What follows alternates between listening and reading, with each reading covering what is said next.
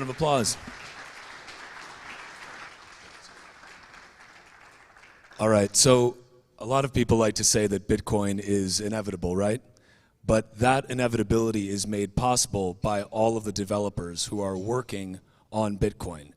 Now, this next panel is going to dive into a little bit of how you can make a living developing on Bitcoin. It's moderated by a man whose voice I'm sure that you've heard on his podcast, and he also is the managing director of Swan Business International. Wanted to give the full title to Stephan Livera. Please welcome him to the stage. Thank you very much, Walker. So I'll invite all of our panelists up to join us. So we have Dulce, Marina, and Lucas who are going to join us today for this panel. So come on up, and we'll get it started.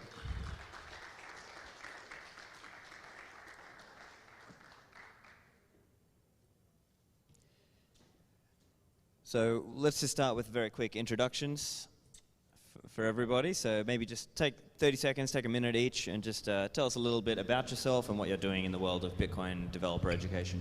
Yeah. Hello, I am a Bitcoiner. I'm Dulce, I'm from Mexico City. I'm founder of Livera Satoshi. We make Bitcoin education accessible for America Latina and the Caribbean, and I'm crazy about Bitcoin adoption. And I also work in BACT as a director of products for Lightning Network. That's it. Hi, my name is Marina Spindler, and I'm one of the co-founders of Torogos Dev, which is a Bitcoin and Lightning developer training program specifically focused in El Salvador. And obviously, we are inspired by these two people who have been in the space even longer than us. And it is based on the chain code methodology that we follow. So that's where we come from, and that's why we're building here to make sure that it is job training, not just education specific. And that's our goal. Hi, I'm Lucas, Lightning Evangelist at Lightning Labs. I also co-founded Vintune, and I'm executive director for that, an organization dedicated to educating and funding Bitcoin developers in Brazil. I also just put up a conference in Brazil, SatsConf, and a few meetups every month. Although it feels like a lot of things, they're all related in the sense that what my contribution to this space is I build community and I connect people and connect businesses so they can build on Bitcoin and Lightning better and with easier. Great, so thanks for the introductions, and now let's talk a little bit about the current state of play. Like, what is the current state of play for Bitcoin developer education, and what's missing? And just feel free to jump in, anyone. So. Okay, let's start from the beginning. Chain code is the beginning. It's like it's kind of our Coinbase. I think we have to be thankful for all the work the chain code people did, especially Jonas and Carolee. We run the first seminar in Spanish 1 year ago, and then after that they lead by example. And nowadays I feel like the exercise they did with Kala, it gives us some idea that we can do the same. And personally, I got inspired by Bitcoin Beach. Like there is no small project, and I just got inspired for all the amazing things that were happening in El Salvador, and I saw it was missing something in my own language, and I always think like Bitcoin is a human right, and if it's a human right, it should be in my language. And I think what is missing nowadays is training, like hands-on training. I'm starting talking with companies to kind of do this transfer of technology. But yeah, mostly training in our own language and cryptography. Like cryptography in Spanish also, there is no cryptography in Spanish, but I want to concede to them to talk.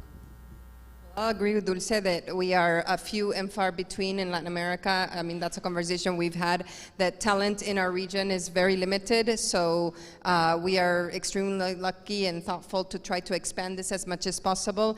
And our goal in Torogos specifically is to make sure that in a country that changed the law completely, there should be a proof of work, proof of talent.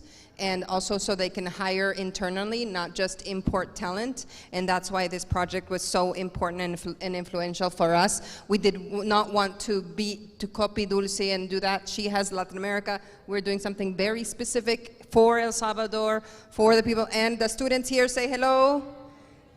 We have about 25 students here, so hopefully you will see them in the t-shirts. And that's the goal, that 25 developers who have on average 2 years experience will potentially have jobs in the space. So we really need to be examples for the students and show them that it is possible. And that is the goal here specifically. And we still need to be able to make it beyond, this is a hobby, right? How many times have you guys been told that Bitcoin is your hobby? And when are you going to get paid for it? And how are you going to do this? Well, that I think is the goal for us at Torogos, that potentially they will be able to get paid and it will no longer be a hobby. And that's our goal. And that's what we think in education and in development, we still need a ways to go as far as making that a reality. Yeah, I agree. We're in a pretty good shape in terms of like how much we matured in the past 3 years. We have more organizations now funding Bitcoin development. We have more organizations doing developer education. We are more decentralized, both in sense of like who controls or who manages these organizations, but also like the reach of them. Like we have Kala and Bitros focusing in Africa. We have Torogos and Livera de Satoshi and 21 here in Latin America. Sorry, Dulce. And then we have also Summer of Bitcoin that has like a really huge impact. I think we have like more funding now, although we still can always get more for all these organizations and for more organizations like this to pop up. Because I think like one of the things that I realized about 21 in Brazil is just the fact that someone, like now we have 2 grantees, just the fact that 2 people are working on Bitcoin and getting paid for it in Brazil, even if we're not doing anything else, even if we're not doing all the educational programs we're planning to do, like just the fact that they exist show a lot of people that the possibility is there. So what I think maybe we need to get better, I think Summer of Bitcoin and Torogos and all these organizations are doing that a lot, but we still need to improve. And I think I'm optimistic about like the things we're gonna do next year. Is we did reach everyone that was around Bitcoin already, and we showed them that working on Bitcoin and Lightning was possible. We now have content in different languages. At Lightning Labs, we just today published and announced the subtitles in Spanish for our content in YouTube. But what we're still missing is like how can we go above, like beyond that? Like the people that are already around, they're here. And I think Summer of Bitcoin with the college students around the world, of all the reach outs to the universities, they did a good job on like bringing new people to the space. So that's like what's missing. We need to bring more people to the space, and we need to promote that our organizations and our programs exist beyond the people that are already in Bitcoin. I see, yeah. And I want to touch on an interesting point. I believe, Marina, you made this point. You were saying there's a shortage of talent. So could you help explain for us, anyone on the panel, why is that historically the case? Is it because the educational material wasn't there? Is it because the level of IT technical expertise wasn't there? Do you have any ideas on why that is the case? I completely disagree with that. I don't think there's a shortage of talent. We're just not working hard enough to try and find and recruit those people. I think that a lot of the Bitcoin community is, well, you should come to us and we'll wait for you. Well, proof of work, do your proof of work and show us what you're doing. We really need to be out there and reaching, and that's when I was with Chain Code helping them with recruiting for Kala. That was a huge thing that we noticed, that a lot of the groups that were Bitcoiners in Africa didn't even know that Kala was happening. And so how are we trying to shift the conversation to make sure that we're recruiting and going out there to look for the people? Because they're out there. We just have to do our job to go find them. So in your view then, it's more that let's say broadly, as a Bitcoin community and developers and businesses have not been good at identifying the talent. Is that what you're saying? We should just love Bitcoin. Bitcoin. We should just want to do and work in Bitcoin. And you also have to go find us, right? And for 80% of the students in our organization have full-time jobs. How are we going to shift them from their full-time jobs to go work in Bitcoin and Lightning? What are we giving them for? Yeah, what is true is there is few protocol developers in Bitcoin and Lightning. We need more, yes. And I think this is the reason we are here to saying education is important. You can do it too. It's nothing special about what we are doing. Everything is open source. What we have, our videos are in YouTube. Like everything we do is in open source, and we are not kind of discovering the wheel. We just basically taking chain code content or Kala content in my case too, and other people content like Base 58 or other people. Everyone can run their own Bitcoin school because yeah, there is a lot of talent, but there is not enough protocol talent and Lightning developer talent. And this is why we need you, and thank you for being here, because that means education. And for me, more than education is sharing my love for Bitcoin. And for me, it was really, really hard to get a job in the Bitcoin space because I didn't speak English. I didn't know programming. Then I have to do all these things by myself. I suffered a lot, like go to Silicon Valley, trying to get a job, learn programming. I don't want anyone else suffer what I already suffered to get a job in Silicon Valley. And now there is opportunities here, and we have amazing talent. In our case, like we have more than 700 people applying for our classes and courses, and we have 120 people who finish from 25 countries. There is talent, but we can bring all together in this room, we can bring more people. I think one thing we underestimate as a community is, especially us that are working on this space already, we underestimate how much we follow the space and how much we know where the things are and where the resources are. We have a lot more educational resources now, but are they easy to find for anyone? Like, we know where they are, but do everyone knows that they exist, or even do people even know that working on Bitcoin is a thing? Like, and I'm not even saying just like working on protocol development, because also I think one thing that we got better for the past like 2, 3, 4 years is we have a lot more easier ways to get into Bitcoin development, like working on app development, and Boats.fun is doing a hackathon, Legends of Lightning now. I think Lightning brought a lot of that like easier ways of like contributing and working on some stuff. Before that, like, what could you do? You could like build a wallet, you could like, a lot of things that would require a lot more knowledge, a lot more depth. Now you can just interact with some APIs, interact with JavaScript stuff, and you can do a lot more in easier ways. So we just need to make sure people know that these resources and these opportunities exist.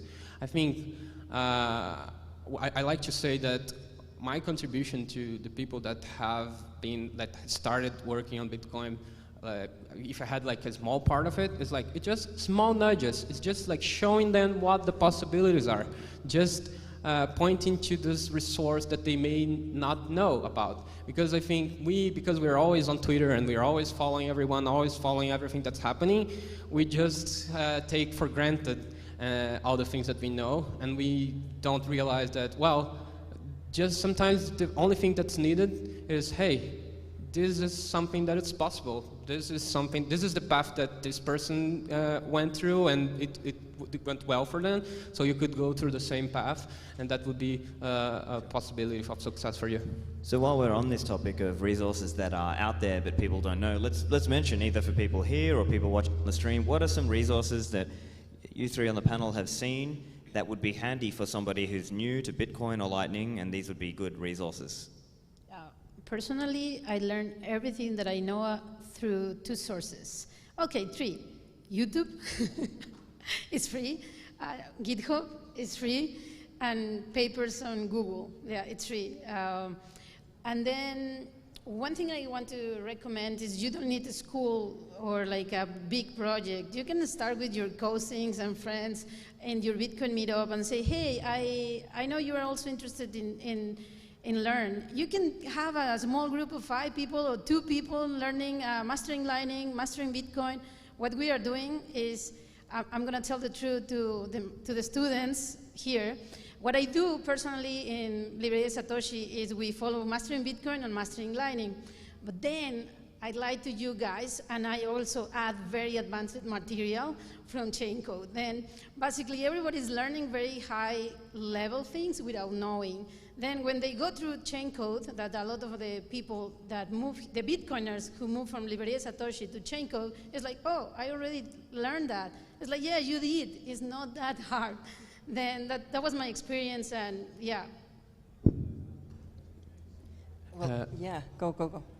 Yeah, there's the chain code curriculum that Dulce mentioned, the UpTech that every week covers a lot of the things that are happening in the space. You can like follow the mailing lists, but like less important than the resources and which resources they are is like one thing that is really helpful is getting people together, pointing them to a few of those resources, and putting them to work and learn together, and they will find all the other resources, because one person will, oh, this is not enough, I still didn't understand, and they will search for more. But like, of course you could do that alone, but doing that in public and doing that in a group is really, really helpful. I know like Dulce is doing the mastering Lightning and the mastering Bitcoin stuff, and Marina is doing the chain code curriculum, but like, although there's a lot only on that, when people start going through these contents, they go and look for something else. Like one person finds another article that is not in that curriculum, and then another person finds, and they share with each other. And also those curriculums are all open source, so people can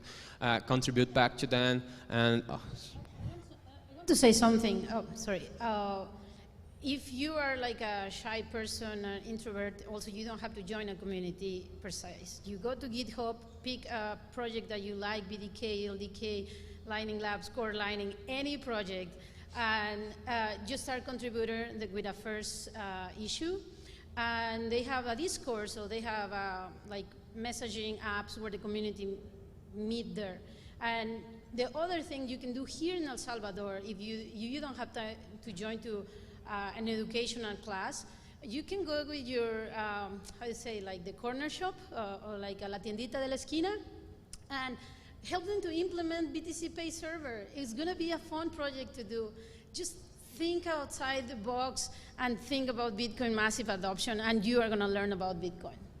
I think that's a great point, because oftentimes when we speak about development, we tend to talk about what's happening at a protocol layer or more advanced application level development.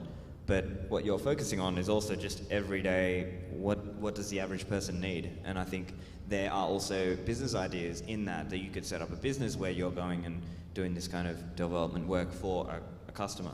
So anything else to add there in terms of resources? Or, I think the point about learning by doing that Dulce mentioned, I think that's the part of our methodology that doesn't really exist, and we're adding it or creating it and including expert who can walk us through some of the ways to implement it. And so that is a part where, as you know, reading is not enough. How you learn is by doing, and that's where you retain 90% of your knowledge. And that's why part of what we want to do in the next course will be much more learning by doing and not just the readings.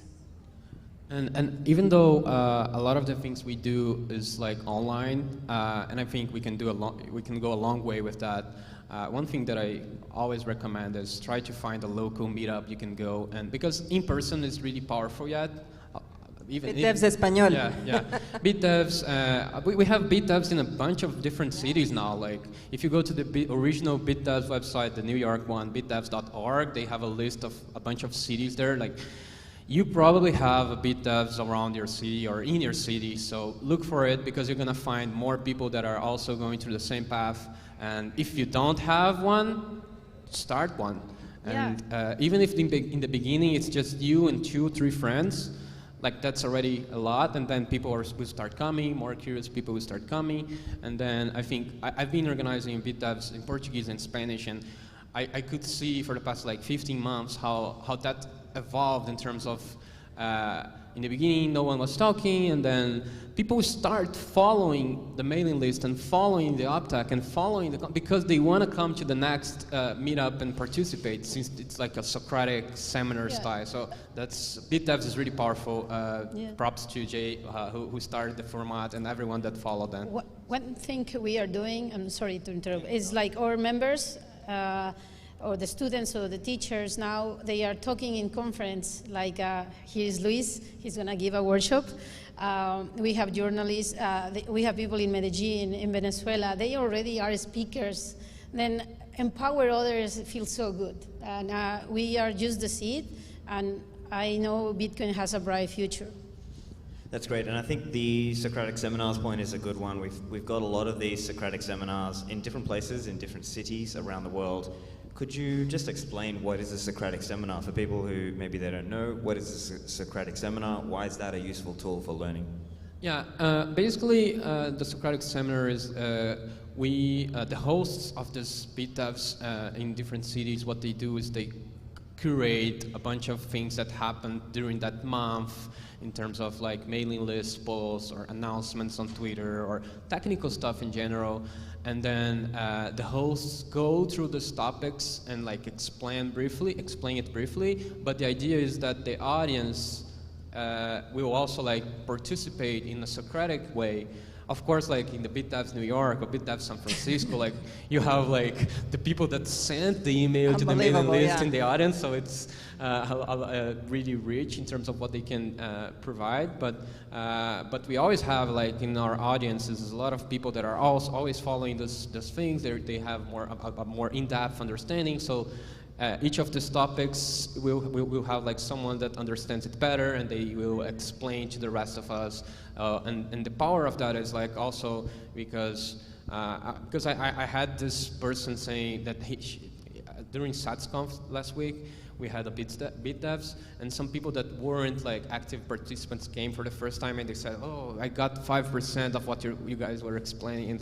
But like I think the cool thing about it is like, first, each session you come, you're gonna understand a little better because the topics are always repeating. Like maybe we're gonna discuss RBF this month, and then in 5 months it's in discussions again, and we're gonna discuss. So the person who came 5 years ago will understand a lot better than the first time. But also, I think I'm at 70%. I came at 5%, and now in the BitDevs New York, I feel. And I'm not technical, but I understand at least what they're talking about, so I agree. Yeah, and also, sorry, and also it's not just about understanding everything during the meetup. It's just about learning what are the things that you should go home and study more. Like what are the things that are the topics that I should be following?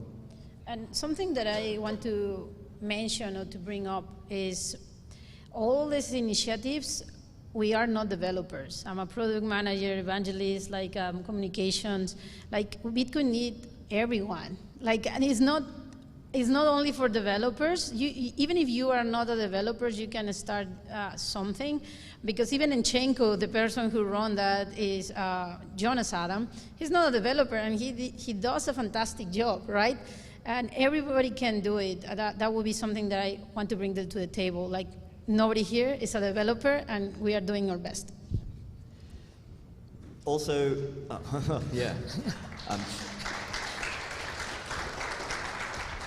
so you don't have to be a developer to contribute. You can get involved, whether that's organizing a Socratic seminar, and you can help collate some of the research together for people.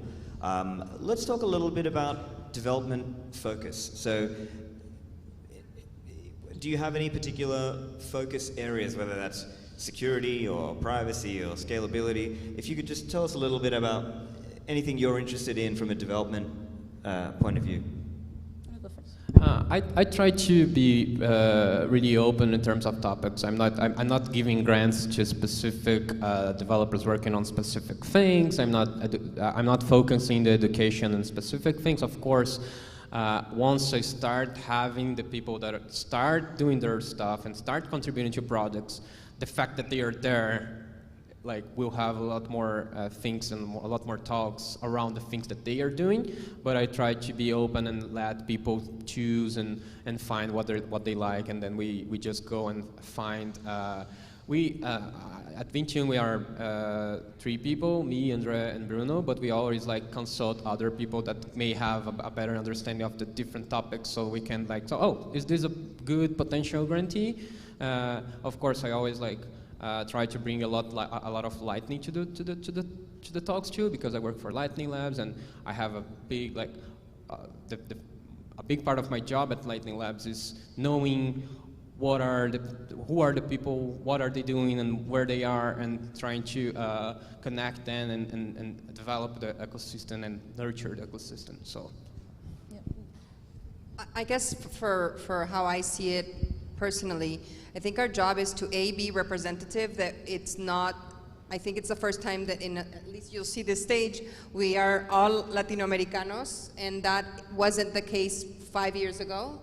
And that's a really important part where you're not being shilled about the price of Bitcoin. You're being told there is an opportunity and there are people like you that are in the space, so it is possible. In fact, we had Ale, who was here. Oh, there he goes. He did the Chain Code Labs program before. Now he works at a company. And so we basically show the students and show the people that are in the program that it is possible to change your life, change your job, and do the things that you can dream of.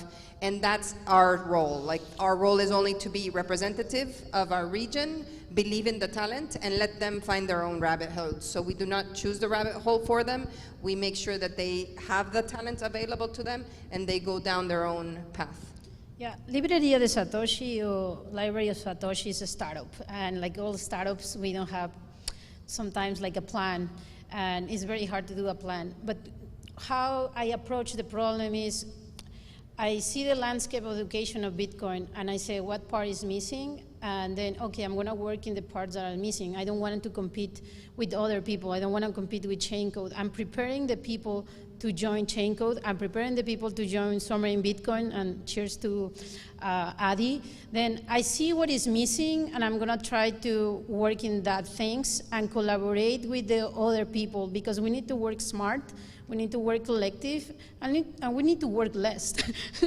Then this is the approach that I'm having. And also the other thing is, if somebody wants to give a class, a course, a seminar, it's like everybody's welcome. Like, we are going to start one from mining, because we have a miner from Venezuela. Then it's like, he's welcome.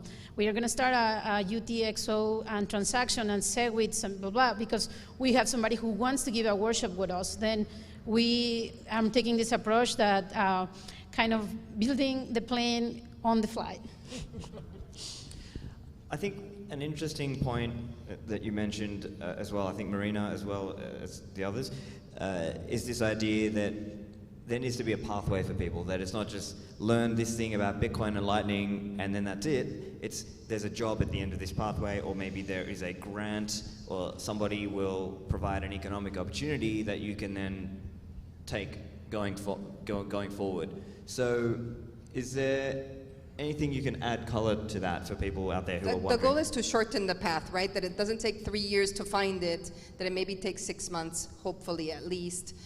Because when we were starting, I went to the worst meetups ever, the randomest people. Like, the way to find the good content took me a very long time.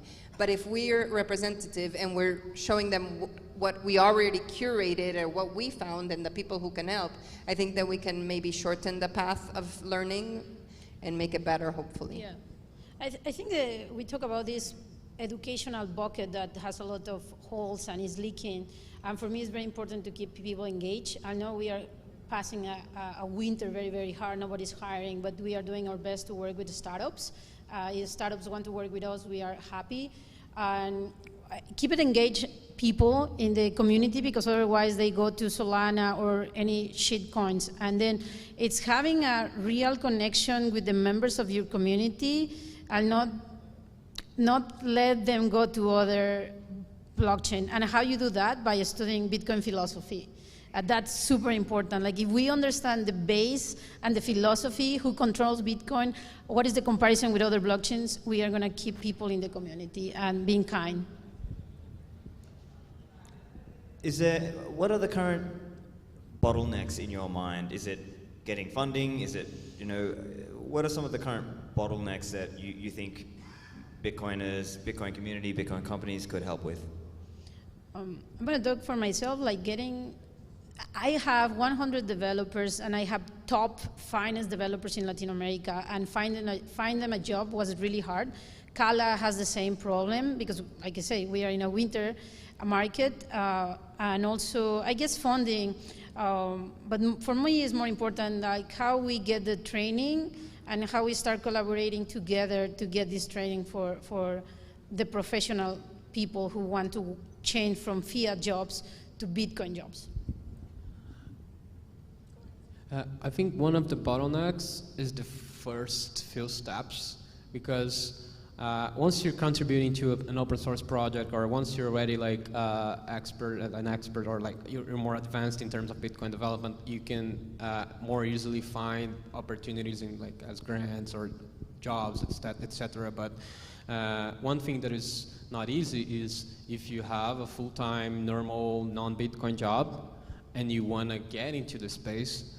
That's when you you already have a full-time job, maybe you have a family. When are you going to look and study all those resources and take the contributing to it? Because no one will give you a grant before you contributed to some project already. So when do you do that? So the bottleneck is maybe programs, and that's what also we're trying to fix, like Summer of Bitcoin, Kala, 21, Livera de Satoshi, Torrogos. We need to come up with programs where people can maybe earn some money while they take these first steps. So paid internships. Yeah, exactly. Or apprenticeship programs, for sure. Sorry. Also, also one thing that I saw Voltage, for example, doing now, and I think others can do the same, is maybe you can't, you don't have money to give a grant yet, or don't have enough money to have an open source arm, as Zebedee did now with NBD or NIDIG. But maybe what you can do is give 1 day of your employees' month to contribute so I think to every an second week they have 1 day, and I'll give Marina a chance. We've only got 10 seconds left, so just your final point for people. Sure. I think that we have to make a shift in perception, because you're not donating to a project, you're investing. I mean, in Bitcoiner jobs, there was 85 developer jobs. They're desperate for developers. We are training them for you, so see it as an investment that you help these projects succeed, so that we can train the future developers that you're going to hire. You're going to have a front row seat to the potential developers that are going to be graduating from the program. So if you shift your perception from a donation to an investment of the future of your company, you will be able to support programs like this in a way that is long-term sustainable. And so hopefully that's a shift I would like to see. Fantastic. Well, that's all we have time for. So everyone follow our panelists, and give them a round of applause. Thank you.